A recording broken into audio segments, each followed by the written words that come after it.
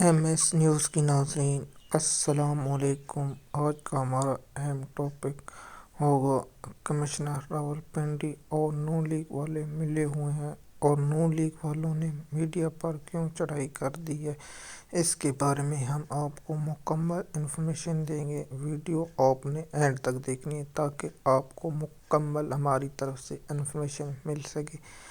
جیسے کہ آپ جانتے ہیں، گزشتہ روز راولپنڈی کمشنر نے انکشاف کیے کہ میں نے 13 سیٹوں کے نتائج افسروں پر دباؤ ڈال کر ان کے نتائج بدلنے کا کہا، کیونکہ وہاں سے 70 ہزار کی لیڈ سے لوگ جیت رہے تھے۔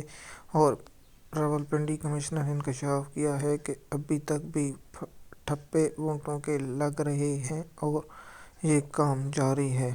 اس کے بارے میں ہم آپ کو انفارمیشن دیتے ہیں کہ کمشنر راولپنڈی نے اور انکشاف کیوں کیے اور اس کے پیچھے کون ہو سکتا ہے یا ہوگا۔ اس کے بارے میں ہم آپ کو انفارمیشن دیتے ہیں کہ ایسا ہو نہیں سکتا کہ پی ٹی وی اور پاکستان ٹیلی ویژن پر اور چینلوں پر اس کی پریس اور انٹرویو نشر کیے جائے۔ اصل مسئلہ یہ تھا کہ کل پاکستان میں سپر لیگ شروع ہونے والی تھی۔ اس کے انتظامات پر میڈیا نے سوچا ہوگا کہ کوئی بات چیت کرنا ہوگا، لیکن اس نے انکشاف کر دیے۔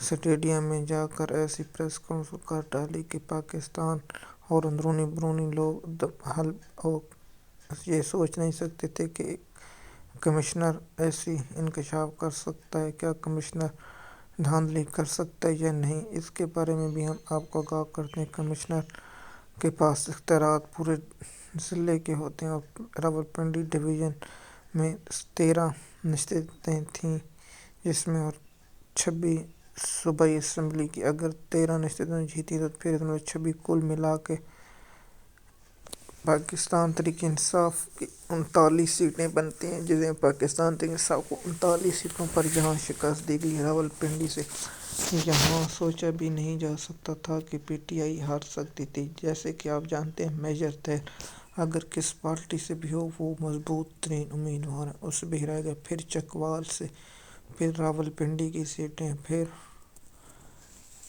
اٹک سے اور سیٹیں رہ گئیں، جس سے ناممکن تھا۔ جیسے کہ آپ جانتے ہیں کہ نون لیگ کو جتانے کے لیے نون لیگ کے مختلف صحافیوں نے پہلے بھی بیانیہ بنایا ہوا تھا کہ پی ٹی آئی کو تو 35 نشستیں ملیں گی اور 35 نشستیں، لیکن اس دن پاکستانی عوام نے نکل کر ووٹ ڈال کر مسلم لیگ نون اور نواز شریف کا تو پروگرام بڑھا دیا۔ اس کے بعد ہم آپ کو اس کے بارے میں انفارمیشن دیتے ہیں کہ مسلم لیگ نون اور اس کے بعد جو مسلم لیگ نے پریس کانفرنس شروع کر دی، رانا ثناءاللہ کا بیان ہے، اس کے بعد ترجمان پنجاب حکومت کا بیان ہے، پھر الیکشن کمیشن کا بیان ہے۔ اس کے بعد مسلم لیگ نون نے تو اس کا ذہنی توازن خراب کہا چیف کمشنر کا راولپنڈی کمشنر کا۔ اس کے بعد ٹاکنگ ہوئی، پھر اس کے بعد ایک رپورٹ آئی جس پر حامد میر نے اسے شیئر کر دی، جو حامد میر پر اس وقت تنقید نون لیگ کی طرف سے کی جا رہی ہے۔ اس کا سیاسی وابستہ کس پارٹی سے ہے، اس کے بارے میں بھی مکمل انفارمیشن حامد میر نے دی۔ اس کے خاندان، اس کی بہنیں، اس کے بھتیجے بہنوئی، اس نے سب کچھ انفارمیشن حامد میر نے اپنے ٹویٹر اکاؤنٹ سے شیئر کی، جس کے بعد نون لیگ نے حامد میر پر چڑھائی کر دی۔ اور اس کے بعد کیا election chief commissioner commissioner Rawalpindi کیا نون لیگ ملے ہوئے؟ ہاں، اگر اس نے نام کیوں نہیں بتایا، پہلے نام بتاتے، کس نے اس پر دباؤ ڈالا اور کون شخص تھا، اس کے تو نام بتاتے۔ آدھا سچ آدھا جھوٹ بول گئے اور اس سے پاکستان کے سینئر چیف جسٹس پر بھی الزام لگے، چیف جسٹس پر بھی، اس کے بعد الیکشن کمیشن پر الزام لگے اور اس کے بعد جو رادانہ کمیشن بننا چاہیے تاکہ الزاموں پر بھی ہو سکے۔ اس کے بعد نون لیگ نے پاکستان کی مقامی میڈیا پر کیوں چڑھائی کر دی، اس کے بارے میں آپ کو انفارمیشن دیں۔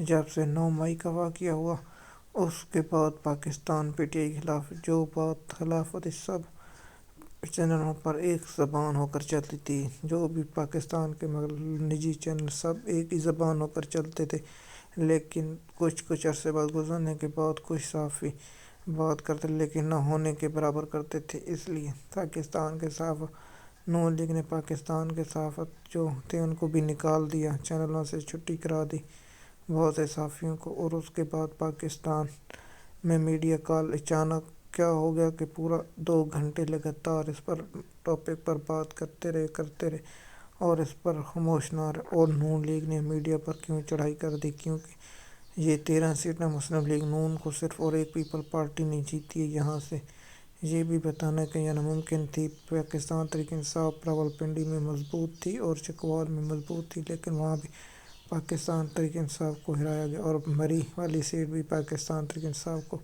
ہرائی گئی ہے۔ کیا پاکستان تحریک انصاف اپنی سیٹیں واپس لے پائے گا یا نہیں؟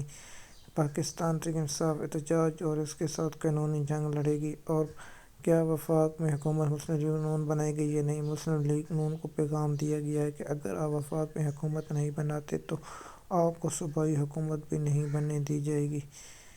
کیا اگر وفاق سے سیٹیں نکلتی ہیں، اگر پی ٹی آئی کو آدھی بھی سیٹیں مل جاتی، اس کا مطلب پی ٹی آئی کو 40 ملے تو پھر پی ٹی آئی کو 80 سیٹیں اس کی بھی مل جائیں گی صوبائی، کیونکہ پی ٹی آئی جہاں ہاری وہاں سیٹیں کچھ مارجن اور پی ٹی آئی کے ووٹ تبدیل کیے گئے ہیں۔